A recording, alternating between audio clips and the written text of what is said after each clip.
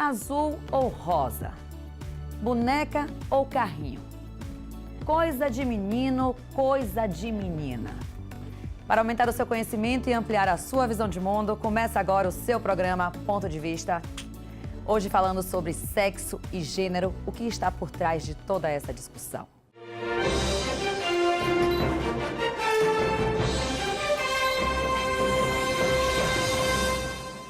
E aqui no estúdio comigo hoje para falarmos sobre sexo e gênero, Dr. Ailton Santos, mestre e doutor em saúde coletiva, especialista em gênero de sexualidade, coordenador do ambulatório para travestis e transexuais do CEDAP-CESAB. Bem-vindo, Ailton. Muito obrigado, Michele, que bom estar aqui contigo. Também a Milena Passos, gente. Ela é ativista política do movimento LGBT, faz parte da UNA LGBT, primeira mulher trans no Brasil a assumir cargo numa Secretaria de Mulheres, sendo assessora técnica de ações temáticas da Secretaria de Política para as Mulheres aqui do estado da Bahia. Bem-vinda, Milena. Bem-vinda. Obrigada, Michele. E também, completando aqui o nosso estúdio, Gilmário Nogueira, psicólogo, mestre em Cultura e Sociedade pela UFBA, doutorando em Cultura e Sociedade pela UFBA, professor da Faculdade Rui Barbosa. Bem-vindo, Gilmário. Obrigado. Bem feliz de estar aqui com vocês. Gente, eu vou conversar para vocês uma coisa. Quando a gente pegou esse programa para fazer, ele tinha um outro tema. O tema ia ser ideologia de gênero. Era a forma como a gente colocou o conceito. Fomos pesquisar. Como vocês bem sabem, já acompanham o ponto de vista, a gente vai buscar os vídeos. E a gente olhando os vídeos e não tinha nenhum vídeo que falasse tecnicamente disso, sem ter uma visão parcial. O que a gente percebeu? Que a visão era parcial, a visão mostrava claramente uma diferença entre visão conservadora, contrária, e visão não conservadora, favorável. E vimos mais ainda que era o seguinte, que tem estudiosos que nem consideram a existência de ideologia de gênero. A gente fez, então, peraí, para a gente não já começar o programa tendo parcialidade no tema, o que a gente vai fazer? Muda-se o tema, vamos chamar de sexo, falando de sexo masculino e feminino, não de ato sexual, e gênero, que não é só binário, é uma infinidade de gêneros. Então, para a gente iniciar esse bate-papo, já mostrando que é polêmico o negócio, se a gente desconsiderasse, Ailton, a questão de existência ou não, o que seria esse conceito que está circulando aí de ideologia de gênero? Veja só, no campo das ciências sociais, que enquanto assistente social, a gente vem do campo das ciências sociais, em relação a estudos de gênero e sexualidade, a gente não tem pertinência ao termo ideologia de gênero. Até porque de onde ele é originário, que é das partes de marxismo, do materialismo histórico dialético, que é uma outra ciência, que é uma outra perspectiva teórica que vai lidar muito mais com as desigualdades sociais geradas pelo capitalismo, né? Pela questão da riqueza, da pobre distribuição. A questão de gênero não era pensada dessa forma. E quando era pensada em relação a homens e mulheres não trans. Então, quando nós vamos discutir sexualidade e gênero, pautando pessoas que são trans e não são trans, a ideologia ele não funciona como um conceito que analise a situação de maneira benéfica e que realmente entenda como o gênero é uma construção sociocultural e não algo que tem simetria com o sexo. Até porque na construção marxiana, de onde a ideologia, ou o termo ideologia vem, não se pensava em gênero, era tudo pautado em sexo. E sexo ainda na nossa sociedade é macho e fêmea, que é apenas uma característica anatomo-fisiológica.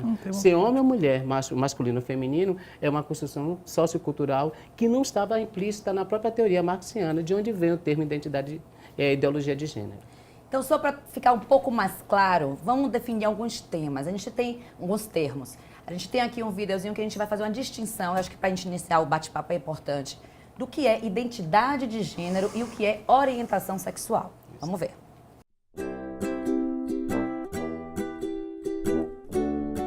Todo mundo nasce com um sexo determinado. Os brinquedinhos, a escolha das roupinhas e dos temas de festas infantis embalam a nova rotina dos pais em orientar as escolhas das crianças de acordo com o que a sociedade determina. Assim, segue o momento em que as crianças começam a andar com as próprias pernas e mostrar os primeiros sinais de personalidade em desenvolvimento. Quando ele fala que não gosta de bola e prefere brincar de boneca, o dramalhão logo se instaura no ar. O pai arregala o olho e a perna da mãe bambeia. Mas preferir um brinquedo a outro determina a sexualidade? Senta aí que a gente te explica de uma vez por todas o que é gênero, identidade de gênero e orientação sexual. Chamamos de orientação e não opção porque não podemos mudar de uma hora para outra. Aqui, podemos classificar 4 tipos de orientação sexual. Primeiro caso, o heterossexual. Ele se sente atraído pelo sexo oposto. Aqui, menininho gosta de menininha e menininha gosta de menininho. Segundo caso, o bissexual. Esse se sente atraído pelos 2 gêneros, meninos e meninas. Tudo é lindo. Terceiro caso, o homossexual. Aqui o amor só acontece se o bonitinho tiver o mesmo gênero que você. Se não for assim, não desce. Nem adianta tentar. Quarto caso, o assexuado. Esse é o caso mais raro. Eles podem apresentar uma orientação romântica para algum dos 2 ou para os 2 gêneros, mas não têm interesse sexual.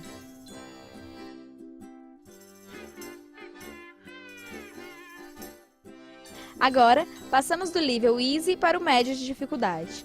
Mas prometo que vai ficar facinho, presta atenção.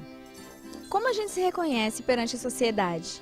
Podemos nascer com 2 sexos biológicos distintos, masculino e feminino.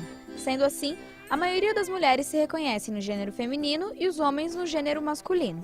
Mas existem pessoas que simplesmente não conseguem se aceitar ou se enxergar nessa realidade. Nesse caso, o sexo biológico discorda do sexo psíquico, que é o caso dos travestis, transexuais ou transgêneros. Deu para entender? Então vai um teste rápido para você.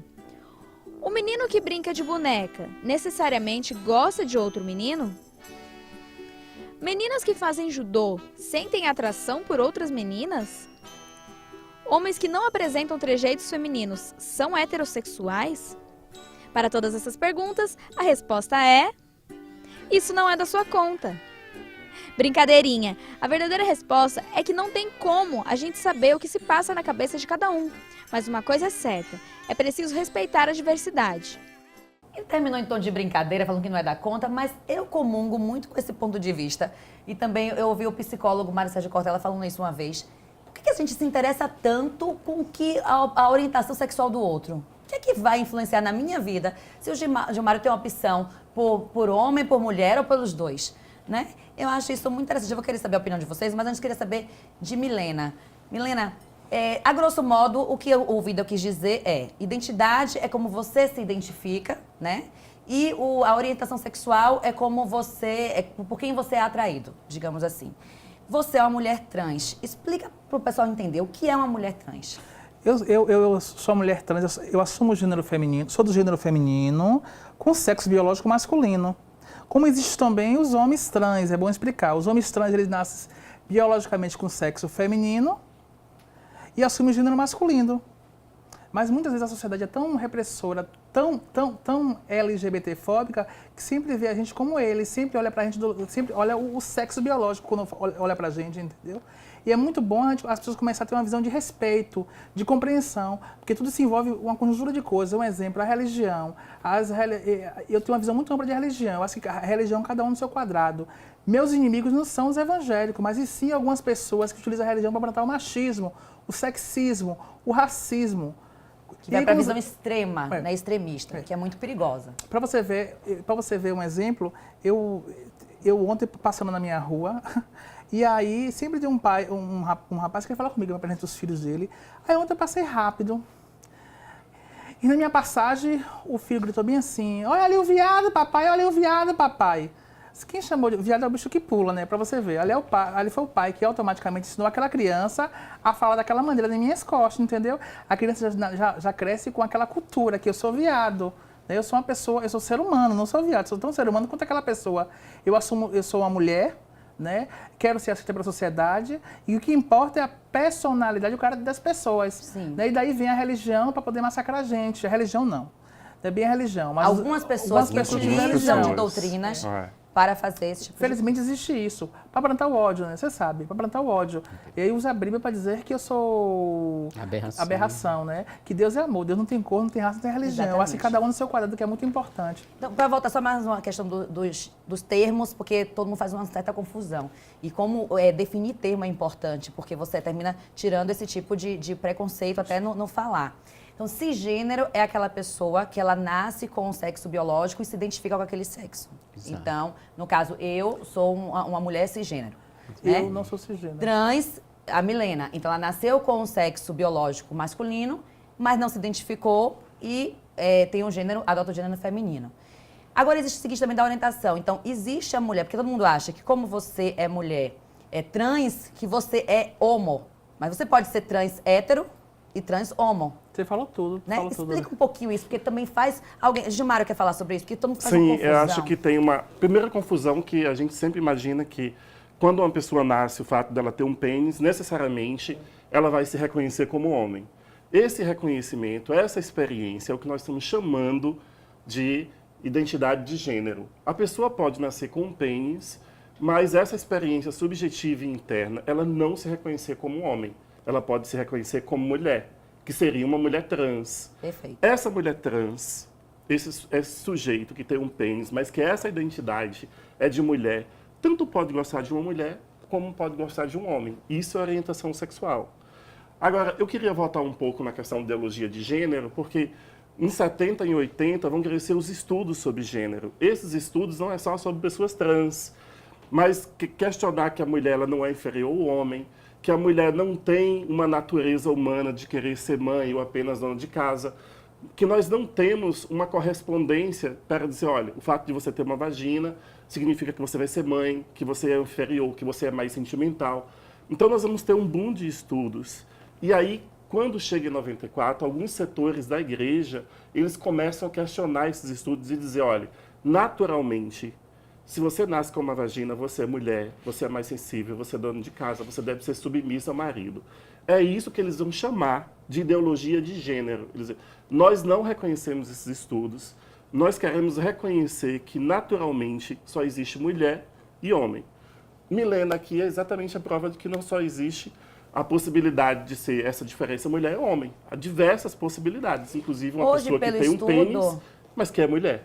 Hoje, temos pelo que estudo, respeitar. são mais de quantos tipos de gênero? São de 16 a 36, não é isso? Então a gente reconhece o seguinte, cada pessoa, na verdade, é um gênero diferente, porque cada um de nós somos ou masculino, ou feminino, ou homem ou mulher de um jeito diferente. Legitimado pela ciência, você tem homem, mulher e pessoas trans. Na Certo. experiência, cada cultura vai nomear isso de N formas diferentes, indígenas, outras culturas, porque é a cultura que vai dar um nome a isso. Existe uma coisa que a gente tem legitimado pela medicina e uma outra coisa que é a vivência. A medicina tem avançado para reconhecer essas outras possibilidades. Aí eu vou para uma pergunta, para a gente fechar esse bloco. Desde 1990 que a Organização Mundial de Saúde tirou a homossexualidade como doença. Inclusive, não é nem mais chamado de homossexualismo, porque o ismo era doença, né? defeito de doença. Então, se não é doença, não tem tratamento, não tem cura.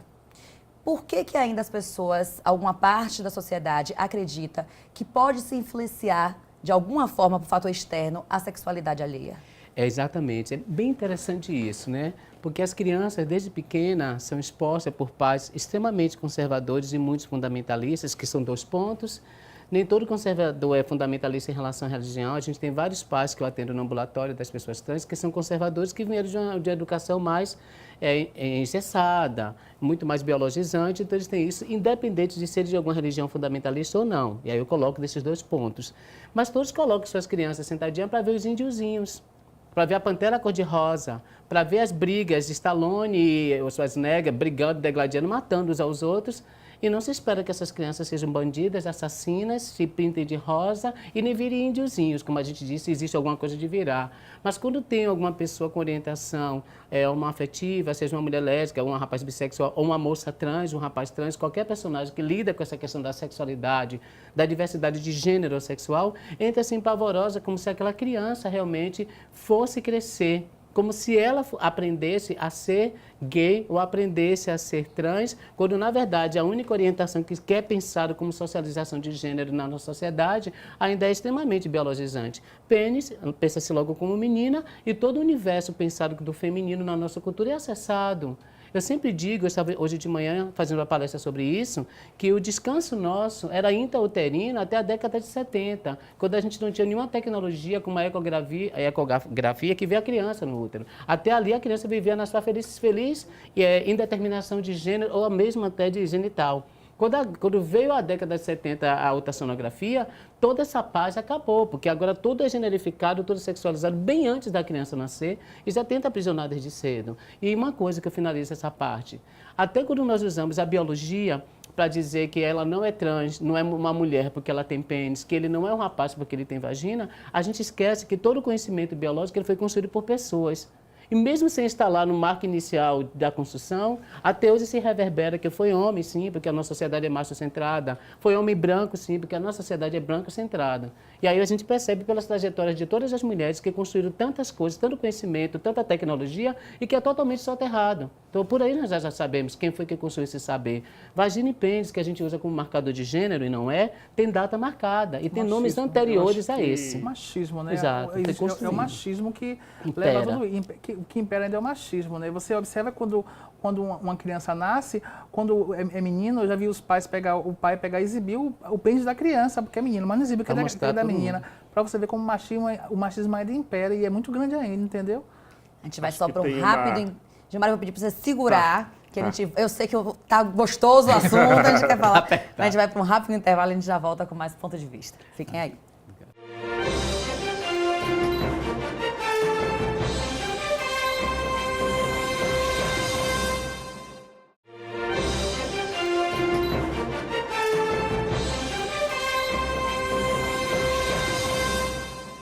Voltamos com o ponto de vista, hoje falando sobre sexo e gênero, o que está por trás de toda essa discussão. Quando a gente foi para o intervalo, o Gilmar que ele queria concluir um raciocínio. Eu tinha perguntado para o Ailton sobre se existe alguma influência externa para a definição de sexualidade. Por que as pessoas ainda acham que pode se tornar gay ou hétero, ou que seja, baseado em experiências ou que veja do fator externo? Essa é uma pergunta que as pessoas têm, né, que faz com que alguém seja gay. Isso vem muito de uma ideia do senso comum. E a ideia é que todos nós nascemos heterossexuais, que a orientação sexual natural é a heterossexualidade. Nos estudos, nós damos o nome a isso de heterossexualidade compulsória. É essa norma de achar que todos nascem héteros. Em lugar disso, o que a gente já sabe? Que existe N formas de nascer, N possibilidades com relação à orientação sexual. Então a pessoa pensa o seguinte, se ele é gay é porque ele teve muita influência ou porque não teve um pai em casa que pudesse identificar, não teve um modelo masculino. Isso não existe. Tem pessoas que... Tem um amigo que o pai é do exército, numa cultura totalmente machista, e ele é gay. Então tem muitos homens gays são muito masculinos dentro de uma cultura muito machista. Então é equivocado pensar que você vai se transformar em gay por alguma coisa. E aí agora a gente vai ver o depoimento da Louie. Ela é uma blogueira e ela conta como é que ela vivenciou essa não identificação dela com o sexo biológico. Vamos ver. Existem duas caixas. Uma caixa para meninos e uma caixa para meninas. Do começo ao fim desse vídeo, vamos pensar nessas caixas. Quando descobrem nosso sexo por meio de ultrassom ou quando a gente nasce, nos é dada uma dessas caixas. Dentro dessas caixas tem um manual de instrução com normas que nos são impostas sobre como ser um menino e como ser uma menina. Quando eu nasci, me deram a caixinha das meninas. E o que tinha nessa caixinha? Dentre várias outras coisas, tinha que eu precisava gostar de rosa, eu tinha que usar vestido, eu tinha que ser quieta, tranquila, delicada, sentar direito, brincar de casinha, brincar de boneca. É como se isso fosse um treinamento para quando essa menina se transformar numa mulher. Brincar de casinha para cuidar de uma casa, brincar de boneca para ser mãe, usar vestido, querer passar maquiagem, pintar a unha e se transformar no que se espera de uma mulher. Eu era uma criança muito ativa, até que eu gostava de brincar de boneca, mas eu preferia brincar com uma bola, subir em árvore, pular muro. Eu tava sempre cheia de roxo na perna, com o cotovelo ralado. Eu pensava que desperdício usar um vestido ser uma roupa desconfortável que não te possibilita subir numa árvore, por exemplo. E aí é que entra um outro problema do gênero. Você não pode desrespeitar as normas. Se a caixa das meninas foi dada pra você, você tem que seguir aquilo ali pro resto da sua vida e não vem questionar não, minha querida. Aí na escola o que falavam de mim? Que eu parecia um menino, que eu queria ser um menino, que eu pensava que eu podia ser um menino, só faltava eu gostar de menina também. Poxa, que absurdo eu gostar de menina, né?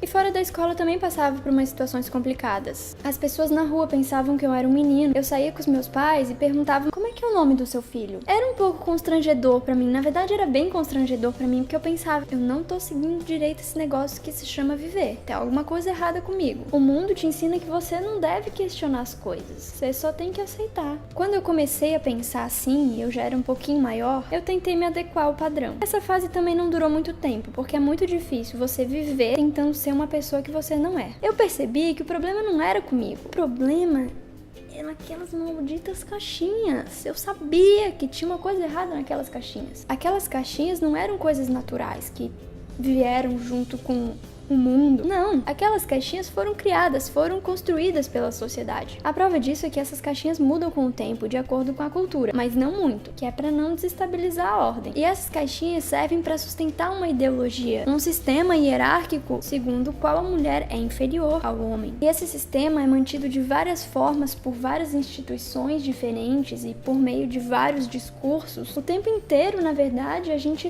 tá mantendo esse sistema e sustentando a existência dessas caixinhas. Milena, você concorda com o que ela falou? Como é que foi a sua experiência de perceber que eu não quero essa caixinha? Não foi fácil, né? Você sabe que você vive em uma sociedade heteronormativa, né? Apesar que existe uma diversidade de pessoas, mas vive em uma sociedade cheia de hipocrisia, né? O ser diferente é alvo de discriminação nos espaços, né? Então, na minha construção, da borboleta, do casulo para a borboleta, foi muito difícil. Como difícil? Eu era chamado de guarda-juju, viado rebolão, e às vezes o educador na sala de aula tem um papel essencial de poder proteger, acolher a gente, né? Tem a questão do bullying, né? Mas o bullying, acho que o tema bullying é muito mais amplo do que a gente imagina. Eu sofria gordofobia, eu sofria na sala de aula a questão do racismo, mesmo de melanina clara, o racismo, a questão do preconceito, da transfobia, sem imaginar. Você sofreu uma reunião de preconceitos. Sim, e assim, eu percebia que naquele espaço tinha algo errado, porque eu estava na fase de construção. Porque uma criança não sabe muito bem o que é sexualidade, né? Tem fase de descoberta. Então tinha muito essa questão de te pego lá fora, querer me pegar. Tinha um apelido que me marcou muito, foi Guarda-Juju. Tinha um personagem da Praça Nossa, Praça Nossa no programa, que era toda, ainda existe. O Guarda-Juju já acabou, época, há muitos anos atrás, né? Foi ontem, Mi. Foi ontem, né? Da época de Ailton. Eu tô com 27 anos, né? Cala a boca. Ai, há anos. Então, eu era chamado de Guarda-Juju. Guarda-Juju, viado rebolão. Você imagine. E tinha uma professora que parecia que ela não gostava muito de mim. Ela me olhava com... Isso me marcou muito. Eu sou uma pessoa ética. E o ano seguinte de você ter professores capacitados para poder tirar qualquer tipo de propagação do preconceito, de qualquer tipo de discriminação, né? Naquela época não tinha como hoje. Hoje a gente tem a Porta Recente de Educação, que nós fomos pioneira, né, do Estado, né, que protege, né, a questão do gênero, a questão do nome social, que é importante. Mas naquela época não tinha isso, entendeu? Ela me olhava com a cara de nojo, de raiva, não sei. Aquilo me marcou muito. E o ano seguinte entrou uma professora que eu me lembro que ela era acolhedora, acho que ela percebia, ela olhava os alunos, ela acolhia. Eu tive na Escola Parque, fazer uma fala, ela estava lá na plateia. Aí quando eu comecei a falar, ela começou a chorar. E ela marcou muito a minha vida, porque eu tinha medo de ir para o colégio, você compreende? A sala de aula que era um lugar que era para eu poder me apaixonar. Gente, um dado importante, diz que é altíssimo o número de evasão escolar de pessoas trans. Eu tive que sair mais Justamente cedo. por isso, Eu me formei depois de adulta, porque naquela época era bullying, eu não sabia, eu tinha medo. Minha família é conservadora, não era família liberal. As pessoas, na sociedade, o pai faz o filho para ser homem, macho, né? A filha é para ser mulher. Você vê que tem hora que ela fala assim, gênero feminino, eu inferior. tentei não ser quem eu era, mas é muito difícil você não difícil. ser. E aí eu coloco uma coisa assim que eu achei bem interessante. É necessário não questionar muito para a manutenção de um sistema. E as pessoas que elas são defensores dos estudos de gênero, eles falam que as pessoas que são contrárias ao estudo de gênero na escola é porque querem manter uma sociedade patriarcal. Você concorda com isso? Exatamente. Antes, só 2 pontos que Milena traz no discurso dela e que você, Michele, reforçou muito bem. E o campo da saúde, que é o campo de onde eu falo, ele repensou muito. Primeiro, que não há igualdade, nem de direitos. Então, no campo da saúde, a gente está trabalhando com equidade. A partir de onde você está, do seu espaço de diferença, e tentar redistribuir para você os cuidados de saúde considerando as suas especificidades. Um outro ponto que você, Milena, destaca, quando ela fala das múltiplas violências que ela passa, acerca da questão da gordofobia, do racismo, e naquela naquela época, ter um corpo que é pensado como masculino, mas uma identidade feminina, vai trazer para a gente, eu e o Gilmário trabalhamos e outras pessoas nos estudos de gênero, que é o conceito de interseccionalidade. É pensar que a gente sai e pode ser espancado, agredido e morto por diversas coisas. Por ser mulher e não homem, por ser negro, pardo ou não branco, por ser gay, por ser trans, por ser travesti, e que a gente tem que ter cuidado com essas diferenças na hora de organizar também políticas. Em relação à questão de gênero e sexualidade no contexto escolar e no contexto dos planos, que foi uma pergunta que você fez, o que é que eu penso, acho que eu penso disso, a escolha. Na verdade, existe uma escolha de um ramo da sociedade de não abordar essas questões, porque tem sido essa a grande questão da nossa sociedade, pensando que o não falar sobre alguma coisa faz com que essas coisas não existam. E nós que trabalhamos com Michel Não vou Foucault, tocar, não vem à tona, não vou, existe. né? E a gente que trabalha com Michel Foucault, filósofo francês morto em 84, né? Faz falta muito grande para a gente até hoje, ele fala assim, que não é só o dito e o escrito que vai dar conta das coisas. O não dito, ele impera, ele organiza muito. Ele mesmo não sendo falado, não faz com que as coisas não aconteçam. Então, hoje as escolas estão de maneiras clandestinas tendo que falar realmente sobre gênero e sexualidade, porque são marcadores de vida que o sujeito porta em qualquer lugar e que não some na escola. Na verdade, depois da família, a escola, a igreja, os terreiros, o trabalho, em qualquer lugar, são espaços generificados que vai construindo o sujeito, vai modelando. Então, ela não tem como não falar. O que aconteceu é que o projeto Mordaça está no papel, mas na realidade, todos e todas nós, o tempo todo, somos chamados para falar nas escolas sobre gênero e sexualidade, e mais do que tudo, transgeneridade. É porque eu sempre falo, né? A vida é movimento.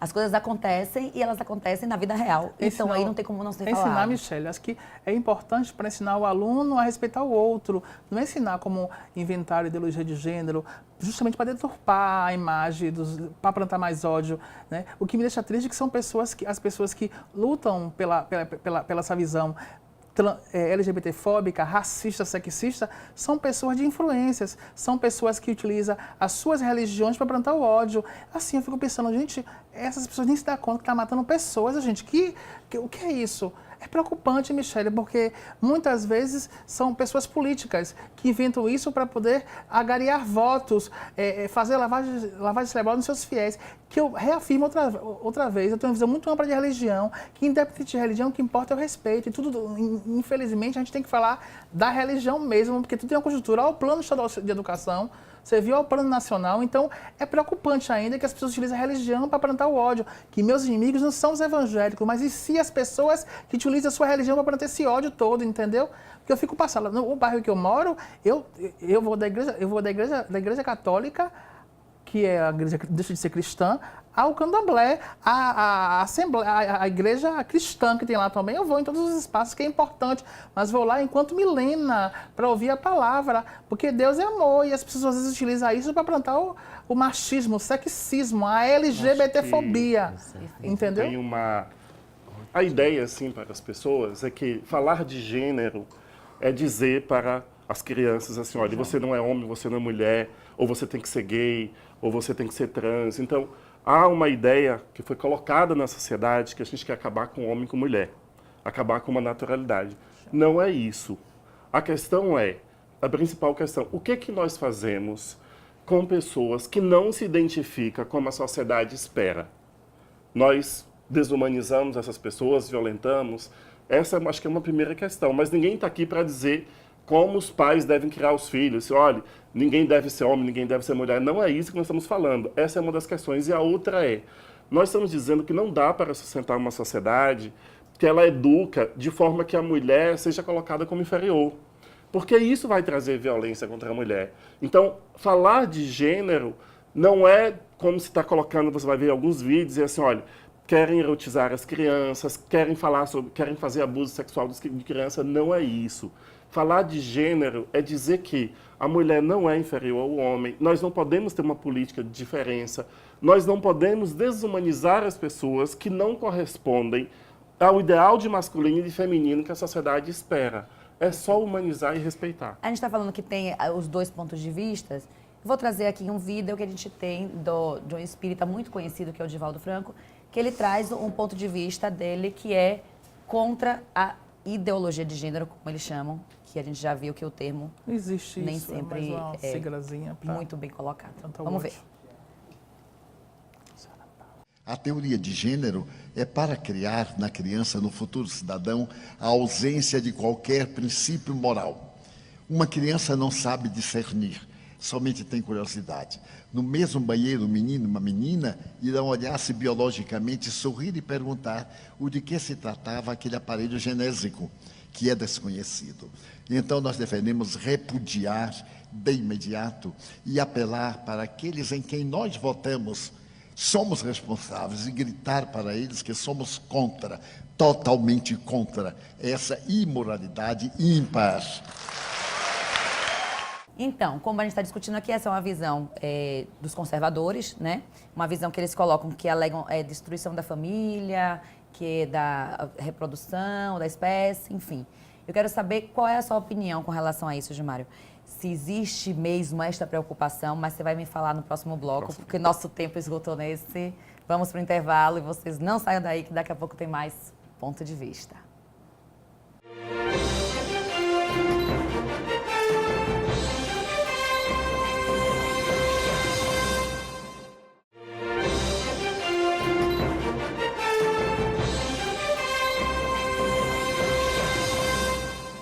Voltamos com um ponto de vista, hoje falando sobre sexo e gênero, tudo que está por trás dessa discussão. A gente foi para o intervalo, sempre a gente vai deixando um gostinho. Sim. Existe essa preocupação dos conservadores da destruição da família? Procede essa preocupação, Gilmário? Não procede, eu acho que é o contrário. Né? Gostaria de falar de minha admiração por Edivaldo Franco. É um homem que é um ativista da luta contra a violência, pela paz. E acho que nós também queremos isso, nós queremos que as famílias se amem, apesar das diferenças. Então, quando ele falou isso, alguns grupos espíritas fizeram uma carta dizendo que não é assim que o espiritismo compreende. Nós não estamos pensando numa imoralidade, numa sociedade imoral que não respeite princípios. Ao contrário, nós estamos dizendo o seguinte, todas as pessoas precisam ser respeitadas, independente se elas seguem as normas que a sociedade criou, que as normas que dão respeitabilidades a um e que não dão a outros. Mas todos precisam ser respeitados. Eu acho que isso é um grande princípio moral. Agora, nós não estamos aqui falando para acabar com a família. Não é isso. Nós estamos pensando como reconstruir essa família, em que as diferenças sejam respeitadas. Nós temos um grupo de ativistas chamado Mães pela Diversidade, aqui em Salvador, na Bahia. Famílias pela Diversidade, que busca exatamente isso. Olha, independente se meu filho é gay, se ele é hétero, se ele é trans, se ele é o que for, o amor transcende todas essas diferenças. Com certeza. Veja bem. Sim, eu vou dar uma voltada, que assim, pensando em Edivaldo Franco, eu tenho uma admiração muito grande. Eu sou correlato com o Gilmário do acompanhamento de um ano de postagem no Facebook, de cartas que foram enviadas, não de um centro espírita só, mas de federações de centro espírita de diferentes estados, esclarecendo à sociedade que eles não coadunam com aquela opinião dele a respeito disso. E que era uma opinião só de uma pessoa que tinha um grande potencial de influência, mas que as pessoas considerassem a pessoa naquele momento e não a reflexão de uma religião de um grande tempo. Inclusive que as teorizações poucas que existem no campo do espiritismo sobre diversidade sexual de gênero, eles trabalham com a ideia da reencarnação e que a pessoa está retrabalhando alguns processos de feminino e masculino, ou seja, é uma teorização interna de uma cosmovisão que é pró-diversidade sexual e pró-diversidade de gênero. A matriz da cosmovisão, ela traz muito isso forte. E um outro ponto é sobre essa questão da família. O que eu lido lá no ambulatório para as pessoas travestis e transexuais é que todo mundo quer ter sua família. É que essa família é muito importante. As queixas, as mágoas, os traumas, as zangas, as tristezas, é por perder a família na transição. É por ter sido expulso, por ter sido renegado, escamoteado pela família. Ela faz falta mesmo na sua ausência. E muitos deles, isso que eu estou dizendo é interessante, tão jovens, estão casando, estão juntando, morando com alguém, seja com uma moça cis, uma moça trans, e construído suas famílias, porque essa família de origem faz falta. Sim. Muitos estão querendo ter seus filhos pelas vias tradicionais, e as pessoas trans podem, ou adotando, seja lá, para construir sua família, porque sente falta. Teremos famílias com configurações diferentes, sim, e elas não são, o que o campo do direito diz, muito perverso, arranjos familiares, porque a gente arranja o que está quebrado, é um jeitinho. Elas são novas famílias com configurações contemporâneas que têm princípios e valores tão legítimos como a sociedade cisgênera. A gente precisa repensar isso. O que funde família é exatamente o amor, o cuidado e a manutenção. Independente se sejam duas mães, dois pais. Não, e se seja uma mãe com criança. Exato, é a diversidade, uma avó, de né? família. Seja consanguíneo ou não, criança. não é isso. Ter amor tem proteção, tem manutenção, é a família. Esse é o princípio fundamental da existência da família. Gente, toda essa discussão sobre gênero, ela chegou bem à tona em 2014, né? Quando teve a discussão de colocar dentro do Plano Nacional de Ensino a matéria sobre discussão de gênero e sexualidade nas escolas públicas. E aí que foi toda essa questão. Quem muito defendia que é a favor, alega o seguinte, não é desconstrução de família, não é não perpetuar a espécie, não é desconfigurar a questão de homem e mulher, mas sim você permitir uma educação para respeito à diversidade. E aí a gente traz um vídeo do youtuber Murilo, que eu acho ele bem interessante, que ele vai tentar desmistificar algumas coisas que a gente vai assistir agora.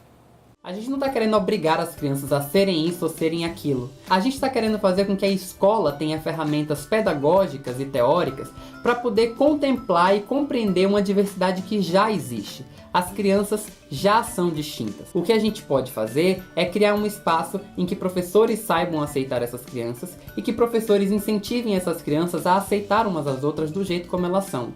É só para isso que a gente quer ver o debate sobre gênero e sexualidade entrando na escola. É que esse discurso todo, ele não é só desinformado, ele também é mal intencionado. Porque os conservadores e os fundamentalistas, eles sabem o quanto a desinformação é poderosa. E aí eles pegam esse monte de conceito distorcido e soltam junto com as expressões nefastas tipo é uma ideologia ateia, ou vão manipular as nossas crianças, ou é uma doutrinação ideológica, vão destruir a família, vão impedir a perpetuação da espécie. E aí, esse discurso que se vende como uma grande crítica teórica acaba se transformando num projeto de espalhar o terror e o pânico moral por todos os lados. E aí você cria nas pessoas aquela sensação de que tem gente ameaçando coisas que são importantes para elas. A família é importante, os filhos são importantes. E esse é um uso muito estratégico e muito cruel dessas coisas, porque os conservadores sabem que as pessoas são muito mais movidas pelo medo do que pela informação.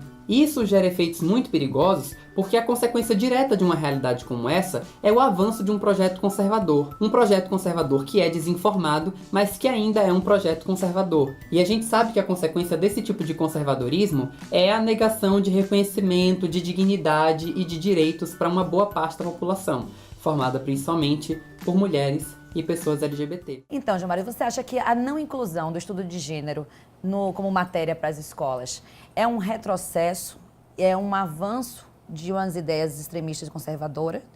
E qual é a consequência disso? Então, a consequência desse retrocesso, da gente não discutir, primeiro que na escola não deveria ter não discutir. A escola sempre deve debater e discutir. Esse é o papel da escola. A gente não pode dizer assim, olha, esse assunto não pode ser discutido. Não, tudo precisa ser discutido. A gente não pode ter essa mordaça. E é um retrocesso no sentido que o discurso sobre gênero e a discussão sobre gênero, ela vai ampliar o respeito às diferenças nas escolas, o respeito às mulheres, vai combater a violência contra a mulher. Quando a gente vê o grande número de mulheres sendo mortas, mulheres sendo espancadas, quer dizer, não discutir gênero é endossar essa ideia de que a mulher é inferior, de que o homem pode matar a mulher, quer dizer, se não ficar comigo, não fica com ninguém. Então as pessoas pensam que discutir gênero é apenas falar de pessoas trans, é também falar de mulheres, é falar de humanidade. A quem interessa não discutir os direitos da mulher? Pois é. Feminicídio mata muito, que é a morte de mulheres. E a cada 48 horas, aqui no Brasil, uma pessoa trans é assassinada. Isso coloca o Brasil no ranking mundial de país que mais mata pessoas trans. Gênero feminino, né? Aí eu vou para uma pergunta para você, Milena. Segura este dado com mais a falta de educação para respeito à diversidade. Existe uma correlação? Claro que sim, claro que sim. Aumenta mais os crimes, né? Eu acho que a violência, assim, simplesmente... Hoje, ser mulher no Brasil é sinônimo de ter medo, né? Ela é violentada o tempo todo, né? A violência verbal, a violência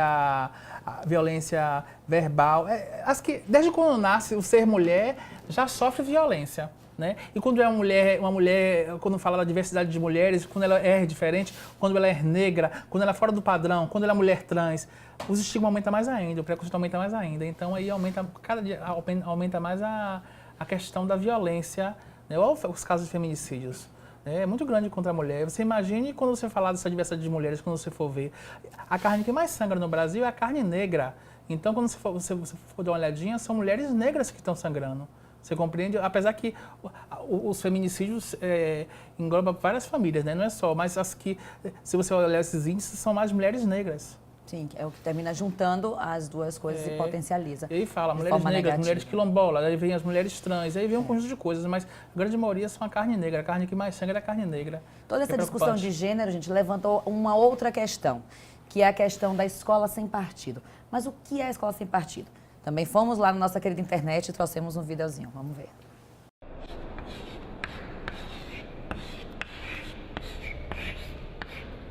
O Movimento Escola Sem Partido é uma iniciativa de pais e estudantes que se dizem preocupados com a doutrinação político-ideológica nas escolas brasileiras. Ele foi criado em 2004 pelo advogado Miguel Najib, mas ganhou força em 2014, com a discussão sobre a inclusão dos temas de gênero e sexualidade nos planos de educação e com a intensificação dos embates políticos no país. O primeiro projeto de lei baseado no Escola Sem Partido foi apresentado em 2014 pelo deputado estadual do Rio de Janeiro, Flávio Bolsonaro. E foi com um pedido desse deputado que Najib escreveu um anteprojeto de lei disponibilizado no site que serviu de modelo para projetos por todo o país. Desde então, vários projetos de lei tramitam no país na esfera municipal, estadual e federal. No âmbito federal, nós temos 2 projetos diferentes. Um na Câmara dos Deputados e outro no Senado. O do Senado ainda inclui a proibição da discussão de gênero nas escolas. A escola sem partido é um falso problema para vender falsas soluções. O problema que é apontado para justificar a escola sem partido não existe. É uma pressuposição. Afirma-se que as escolas do Brasil, os professores do Brasil, estão doutrinando os alunos. E já que eles estão doutrinando os alunos, é preciso salvar e preservar a liberdade dos alunos. Então vamos defender os alunos, vamos defender as famílias contra a doutrinação. A proposta consiste, basicamente, em fixar nas salas de aula do país um cartaz com os deveres do professor. Deveres como não utilizar da audiência cativa dos alunos para promover opiniões, não fazer propaganda político-partidária dentro de sala de aula, nem como convidar alunos para manifestações, por exemplo, apresentar de forma justa as principais opiniões sobre questões políticas, socioculturais e econômicas e respeitar o direito dos pais de que seus filhos recebam educação moral de acordo com suas próprias convicções. Aí eu vou para você, Ailton. Pegando um pouco o que o Gilmário falou, se não vai discutir na escola, vai se discutir onde? Eu acho o seguinte, respeitar a opinião de como o pai vai educar o filho em casa, ok. Mas na escola eu preciso ter um respeito às diversidades, porque são vários pais, que vão ter vários alunos que têm várias educações de pais. Então eu queria saber qual é a sua opinião com relação a isso. E acrescento um pouco mais uma coisa. Alguns estudiosos, algumas pessoas falam que escola sem partido é censura. Você concorda com isso? Primeiro ponto assim, eu vou pensar a escola. Quando nós entendemos escola, é o primeiro espaço institucionalizado e ao mesmo tempo mais amplo que a família, que a criança, e aí já lidar mais com o adolescente, pré-adolescente, para pensar essas questões todas, né? Ligada a partido, a política, a gênero, a raça, todas essas questões, pensando mais no adolescente, que é apresentado. É um preparo. A escola ela tem a função de apresentar todo o repertório de saber que foi construído em uma sociedade para aquela pessoa, para daí ela ir para a sociedade mais aberta. É um momento experimental. Nós não podemos nos furtar de apresentar as diversidades sexual, de gênero, de raça, de cultura, de religião a essa pessoa na escola, porque é o que ela vai encontrar na vida adulta. E para que seja um cidadão, uma cidadã civilizado, cordial, que se entenda bem, vive em harmonia com a sociedade, ela precisa passar por isso. Esse é o primeiro ponto. O segundo, pensar na escola sem partido como uma escola de mordaça, que tenta invisibilizar pessoas de diferenças que realmente existem também, né? E pensar também invisibilizar pessoas que estão dentro da sala de aula, que estão sofrendo bullying anteriormente, LGBTfobia agora, no qual a escola, o educador, o gestor educacional tem responsabilidade em visibilizar professores que são LGBT no Brasil todo e que também trabalham e têm suas identidades sexuais e de gênero. A gente já tem professoras trans e travestis também sofrendo com isso, de não poder estudar, não poder ter acesso. E uma questão que foi posta como um dos alinhamentos do projeto é a questão da moralidade. A questão da moralidade é discutida em casa. né? A questão de espancamento, de sofrimento de pessoas por questões de sexualidade ou gênero em casa é questão pública, sim. Não é questão doméstica, não é questão privada. Mas a questão de religião é uma questão privada, sim. É uma escolha pessoal e intransferível que cada um deve vivenciar em si próprio com seus grupos de escolha. E não um sistema de governo que tenta modelar a sociedade. Nós estamos, para finalizar, retroagindo muito, porque as pessoas estão saindo das suas igrejas, templos, ou seja lá o que for, se munindo de poder político e tentando imprimir uma sociedade que não escolheu aquele projeto religioso como padrão. Afinal, ainda somos um país laico. Exatamente, né? Apesar de todo lugar ter uma imagem, a gente ter a religião oficial católica, que é o nosso grande paradoxo, né? E eu não tenho nada contra o catolicismo, eu só não acho que nenhuma religião deve ser oficial quando o país é laico, e isso entra na escola. Quer colocar mais alguma coisa, Gilmário? Essa ideia é a fantasia de que você possa ter uma escola neutra. Neutralidade não existe. Se a gente proibir alguns temas, nós estamos tomando um partido. Então essa é a grande contradição. Não existe escola sem partido, ela sempre tem um partido. Nós podemos proibir alguns temas, porque qual é a ideia? Os professores estão transformando os alunos e alunas em comunistas. Gente, eu estudei numa escola que falava de tudo e ninguém virou comunista, mas se virasse também não seria um problema. Então, a ideia é, vamos fazer uma escola neutra. Essa neutralidade ela não existe, a gente está sempre tomando algum partido. Qual é o partido que as pessoas também em casa devem estar perguntando, né? Estão falando que eu devo respeitar as pessoas, os dois lados são apaixonados, os dois lados têm suas justificativas. Ok, todo mundo tem justificativa, todo mundo é apaixonado. O lado que a gente está defendendo é o de respeito a todas as pessoas e discutir tudo. Nós não estamos também dizendo assim, olha, não pode discutir que a heterossexualidade é a única possibilidade. Nós estamos colocando que tudo precisa ser discutido. Não tem aquilo que não possa ser discutido. Essa é a grande diferença. Nós estamos falando o seguinte, olha, não é para ninguém ser gay, nem para ninguém ser trans. Assim, nós precisamos respeitar todos e discutir tudo. Essa acho que é a diferença. O racismo, o sexismo, a LGBTfobia, eu acho que é algo muito maior do que a gente imagina. Que quando fala escola sem partido, o povo só pensa só em partido político. Que vai falar sobre partido político, ou então vai falar sobre homossexualidade. É muito mais do que isso. A questão do bullying existe, muito mais ampla do que isso. A gordofobia, o racismo, o sexismo, a LGBTfobia, o machismo. Menina, que eu acho que é bom discutir isso, né? Assunto aqui para mais 2 horas de programa. Mas nosso tempo chegou ao final. Mas para a gente encerrar, eu vou começar aqui com o Gilmário, que a gente estava falando. Eu vou largar uma pergunta e eu quero que cada um de vocês me diga o que é que vocês fariam.